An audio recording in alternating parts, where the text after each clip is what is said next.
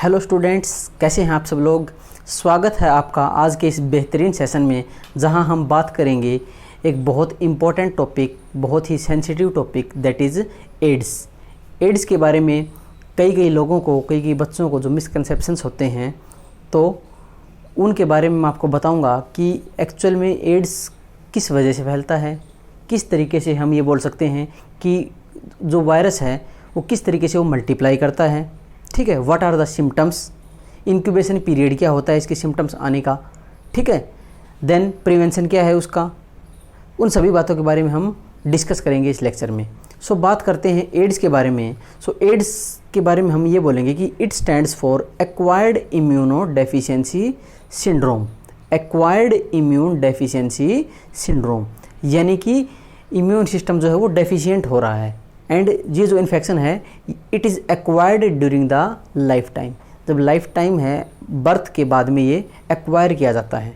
ठीक है, acquired immuno deficiency syndrome किसकी वजह से कॉज होता है, तो हम बोलेंगे कि it is caused by A group of viruses जिनको बोलते हैं रेट्रोवायरस।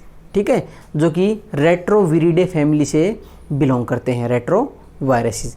सबसे पहले किसने रिपोर्ट किया था, तो हम ये बोलेंगे कि first of all reported in 1981 in USA.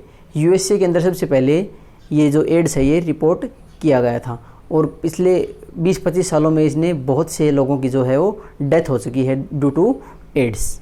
ठीक है, किस किस वजह से फैलता है ये भी मैं आपको बताऊंगा। इन्फेक्टेड ब्लड ट्रांसफ्यूजन हो गया, या फिर मदर से जो न्यू बॉर्न बेबी है उसको हो गया, ड्यूरिंग अनप्रोटेक्टेड सेक्सुअल इंटरकोर्स हो गया, ये सब रीजंस भी मैं आपको बताऊंगा। सो देखते हैं क्या क्या पॉइंट लिखे हैं यहाँ पे।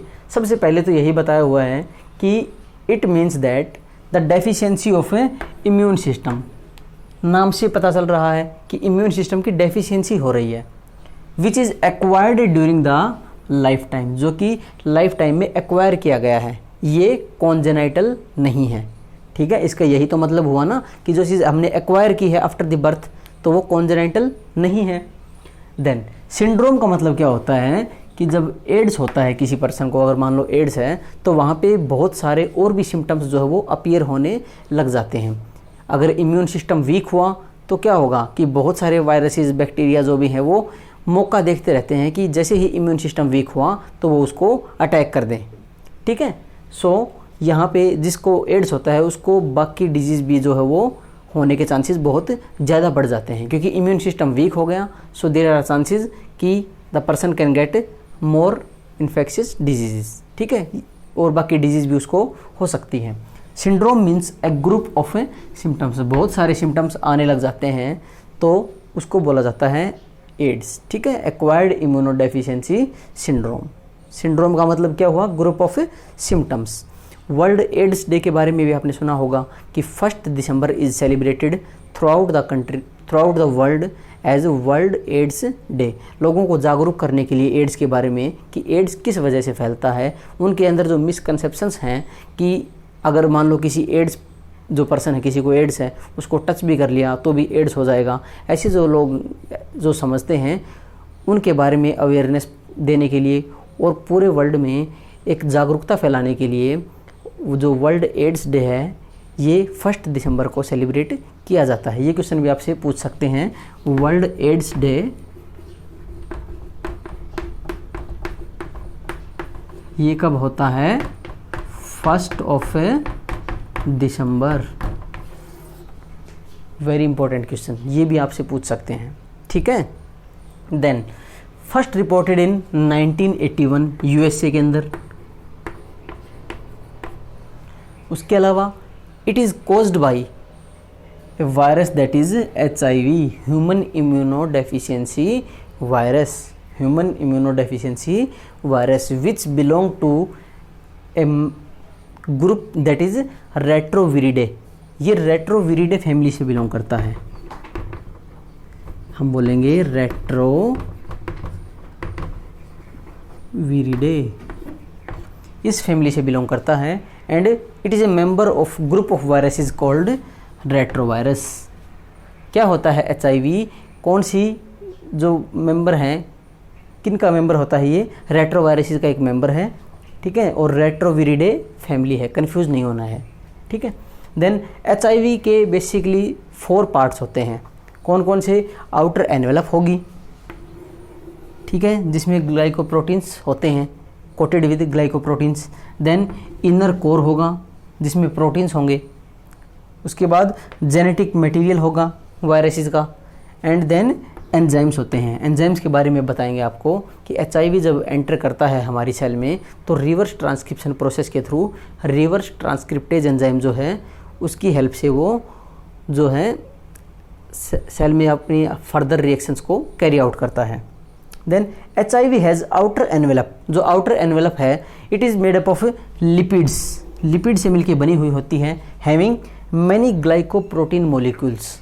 कौन कौन से? मेनली होते हैं GP120 एंड GP41। इसके अलावा भी बहुत सारे और ग्लाइकोप्रोटीन मॉलिक्यूल होते हैं, लेकिन मेनली होते हैं GP120, GP41, ठीक है। जो GP41 है ये एक ट्रांस मेम्ब्रेन ग्लाइकोप्रोटीन होता है, और ये जो है GP120 ये एक सरफेस ग्लाइकोप्रोटीन होता है। ये जो है ये है आपका सरफेस ग्लाइकोप्रोटीन, ठीक है, और ये जो है ये है एक ट्रांस मेम्ब्रेन ग्लाइकोप्रोटीन, ठीक है।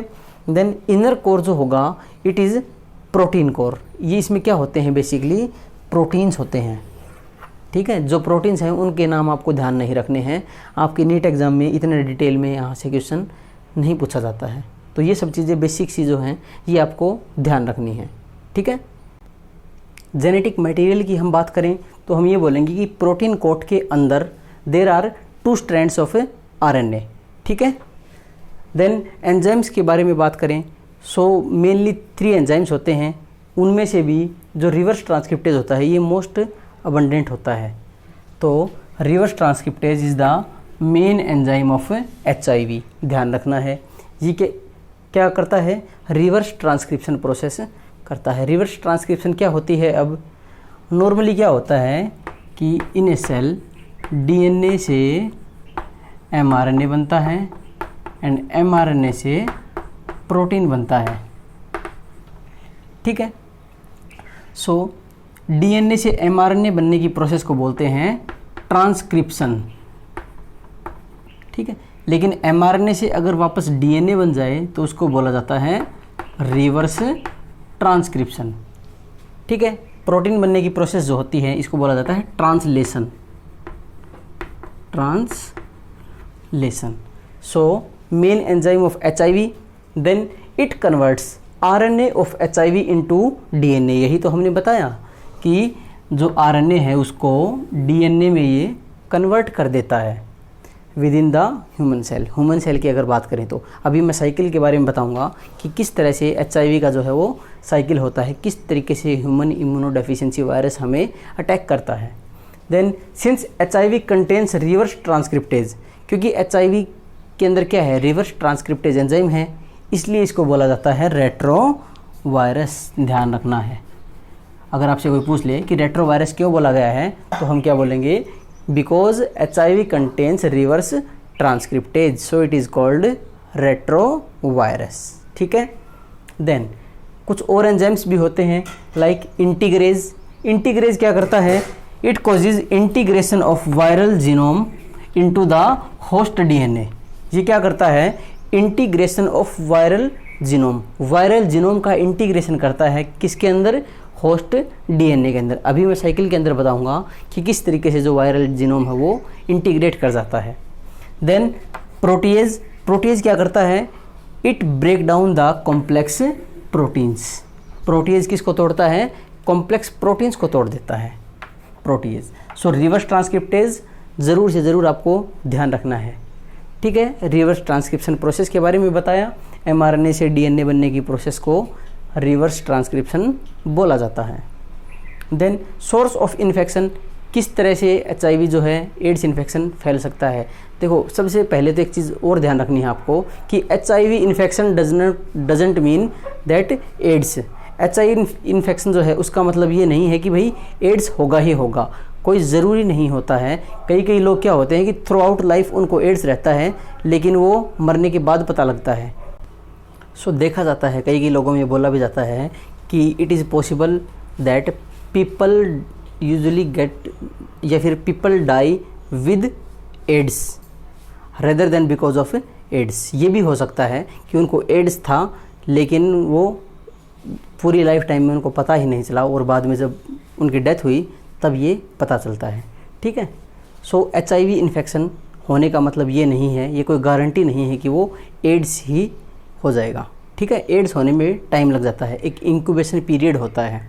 ठीक है, इंक्यूबेशन पीरियड क्या होता है कि जो वायरस आपके अंदर आया और appearance of A symptom, the time lag between the entry of virus into your body and the appearance of A symptom, उसके बीच का जो टाइम होता है उसको बोला जाता है इंक्यूबेशन पीरियड। यूजुअली जो है वो 5 से 10 साल का हो सकता है, लेकिन इससे ज़्यादा भी हो सकता है। सो सोर्स ऑफ इन्फेक्शन की बात करें, सो ब्लड, इन्फेक्टेड ब्लड अगर है, semen, then pre seminal fluid जो आता है बिफोर इजैकुलेशन, वेजाइनल फ्लूइड के थ्रू भी हो सकता है, and CSF of infected person. ये हैं आपके source of infection. Then mode of transmission की अगर बात करें तो हम क्या बोलेंगे, बाय इंटीमेट सेक्सुअल कॉन्टैक्ट। ठीक है, सेक्सुअल इंटरकोर्स के through. Then from infected blood और ब्लड प्रोडक्ट्स। ठीक है, then by sharing infected needles, जो इन्फेक्टेड नीडल्स हैं उनको शेयर करने से, लाइक जो इंट्रावेनस जो इंजेक्शन लगाते हैं, ड्रग अब्यूज़ करते हैं जो लोग, तो वो इन्फेक्टेड अगर सिरिंज यूज़ कर लेंगे तो वहाँ पे एड्स हो जाएगा। Then infected mother to her child, जो इन्फेक्टेड मदर है उससे उसके बच्चे में भी हो सकता है, क्योंकि वो क्रॉस करके, प्लेसेंटा को क्रॉस करके वो बच्चे तक पहुँच सकता है।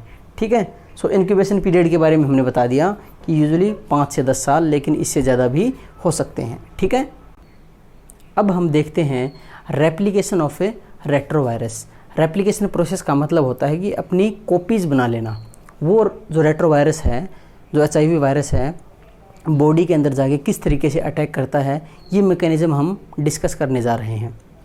देखते हैं, ये रेट्रोवायरस है। ठीक है, सो रेट्रोवायरस आएगा सरफेस के ऊपर, ये एनिमल सेल है।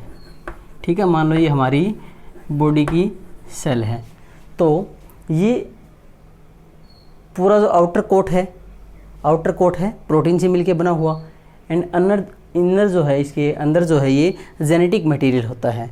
सो हमारी सेल मेम्ब्रेन का नेचर कैसा होता है, हम ये बोलेंगे लिपिड बाइलेयर की होती है। ठीक है, हमारी सेल मेम्ब्रेन कैसी है, लिपिड बाइलेयर की, तो वो लिपिड्स को ही परमिट कर सकती है, प्रोटीन को तो नहीं करेगी ना। सो प्रोटीन यहीं की यहीं रह जाएगा, जो अंदर एंट्री करेगा वो क्या करेगा, जो जेनेटिक मटेरियल है वो। ठीक है, जो वायरल RNA है, it is introduced into the cell. Reason मैंने बता दिया, क्यों, क्योंकि हमारी जो सेल मेम्ब्रेन होती है वो लिपिड से मिलके बनी हुई होती है, प्रोटीन्स को वो अंदर नहीं जाने देगी। सो सिर्फ और सिर्फ जेनेटिक मटेरियल जो है वो सेल के अंदर इंट्रोड्यूस किया जाता है। ठीक है, देन इस जो वायरल जो RNA था, इससे DNA में कन्वर्जन किया जाता है। ठीक है, वायरल DNA जो है वो बनाया जाएगा। Viral DNA is produced by reverse transcriptase. हमने बताया था रिवर्स ट्रांसक्रिप्शन प्रोसेस, mRNA या फिर नॉर्मली RNA से DNA में कन्वर्जन होने की जो प्रोसेस है उसको क्या बोला जाता है, रिवर्स ट्रांसक्रिप्शन। सो रिवर्स ट्रांसक्रिप्टेज क्या करेगा, जो वायरल RNA था इसको DNA में कन्वर्ट कर देगा। अब ये जो DNA है, this viral RNA incorporates into host genome. ये जो वायरल DNA जो प्रोड्यूस हुआ है, ये जो होस्ट जीनोम है इसके अंदर इनकॉर्पोरेट करता है। ये न्यूक्लियस है, ठीक है, अंदर जेनेटिक मटेरियल है। ठीक है, तो ये होस्ट जीनोम के अंदर जाएगा, सेल के अंदर पहुंच गया। ठीक है, उससे क्या होगा, मान लो ये सेल के अंदर आ गया, तो इस तरीके से यहाँ पे ये पूरे इस DNA के अंदर इनकॉर्पोरेट कर जाएगा पूरे तरीके से। ठीक है, इस तरीके से ये उस जो जीनोम है उसके साथ इनकॉर्पोरेट कर जाएगा, और न्यू वायरल RNA जो है वो प्रोड्यूस हो जाएंगे। ठीक है, new viral RNA are produced, जिससे कि वो अपनी कॉलोनीज को इंक्रीज करेंगे। New viruses are produced and new viruses can infect the other cell. एक बार फिर से देखते हैं, नॉर्मली क्या होता है कि ये रेट्रोवायरस है, इसको हमारी बॉडी के अंदर जाना है इन्फेक्ट करने के लिए। सो क्या होगा, ये हमारी एनिमल सेल है, एनिमल सेल का नेचर कैसा होता है, लिपिड से मिलके बनी हुई है, लिपिड्स से तो प्रोटीन अंदर नहीं आ सकते, सो ये सिर्फ जेनेटिक मटेरियल को अंदर आने के लिए देगी। जेनेटिक मटेरियल अंदर आया, रिवर्स ट्रांसक्रिप्टेज प्रोसेस हुई, वायरल डीएनए बन जाएगा। डीएनए जो है वो इनकॉर्पोरेट कर जाएगा होस्ट जीनोम के साथ में और नए वायरसेस प्रोड्यूस हो जाएंगे। अब ये नए वायरसेस जो है ये इन्फेक्ट करेंगे बाकी सेल को। When they come out from body they infect the other sales. ठीक है, ये था रेप्लिकेशन ऑफ ए रेट्रोवायरस के बारे में। अब देखते हैं, कुछ पॉइंट्स लिखे हैं आपकी एनसीईआरटी की बुक में, उनके बारे में भी डिस्कस कर लेते हैं कि after getting into the body, body के अंदर जाने के बाद में the virus enters into macrophages. Macrophage के अंदर वो वायरस जो है वो एंटर करता है। ठीक है, बॉडी के अंदर चला गया, कहाँ पे एंटर करेगा, मैक्रोफाज के अंदर एंटर करेगा। Where the RNA genome replicates, जहाँ पे क्या होगा, आरएनए का जो जीनोम है वो रेप्लिकेट करेगा, हमने बता दिया। ठीक है, टू फॉर्म वायरल डीएनए, किस प्रोसेस के through, by means of reverse transcription. और एंजाइम कौन सा होता है, reverse transcriptase. Then this viral DNA is incorporates into host cell DNA. ये कहाँ पे इनकॉर्पोरेट होगा, होस्ट सेल के डीएनए के अंदर। And directs the infected cells, और डायरेक्ट करेगा इन्फेक्टेड सेल को to produce more and more virus particles. ठीक है, हमने यही तो बोला कि वो जो वायरल डीएनए था वो इनकॉर्पोरेट कर जाएगा और इन्फेक्टेड सेल्स जो हैं बाकी और वायरसेस बनाएंगी साइमल्टेनियसली। इसके साथ साथ क्या होता है कि वायरस कहाँ एंटर करता है, हेल्पर टी लिम्फोसाइट्स के अंदर भी एंटर करता है। Simultaneously the virus enters into helper T lymphocytes and replicates, वहाँ पे अपनी कॉपीज बनाएगा, एंड प्रोड्यूस प्रोजेनी वायरसेस, बहुत सारे वायरसेस और बना लेता है ये। ठीक है, these progeny viruses they attack other helper T lymphocytes, वो क्या करेंगी, हेल्पर टी लिम्फोसाइट्स को अटैक करेंगी। ठीक है, जिससे कि हेल्पर टी लिम्फोसाइट्स का नंबर जो है वो बहुत कम हो जाएगा। हेल्पर टी लिम्फोसाइट्स के बारे में हमने ऑलरेडी भी बता दिया था आपको, अगर आपने हमारे प्रीवियस लेक्चर नहीं देखे हैं सो आप उनको देख सकते हैं, डिस्क्रिप्शन बॉक्स में मैं लिंक आपको दे दूंगा उसके बारे में। देन इस पूरी प्रोसेस के अंदर क्या क्या सिम्टम्स होते हैं, basically fever, diarrhoea, weight loss, ये सब कॉमन सिम्टम जो है हमें अपीयर होते हैं। ठीक है, देन एड्स को डिटेक्ट करने के लिए टेस्ट होता है, that is ELISA, enzyme linked immunosorbent assay. It is a confirmatory test to detect the ads.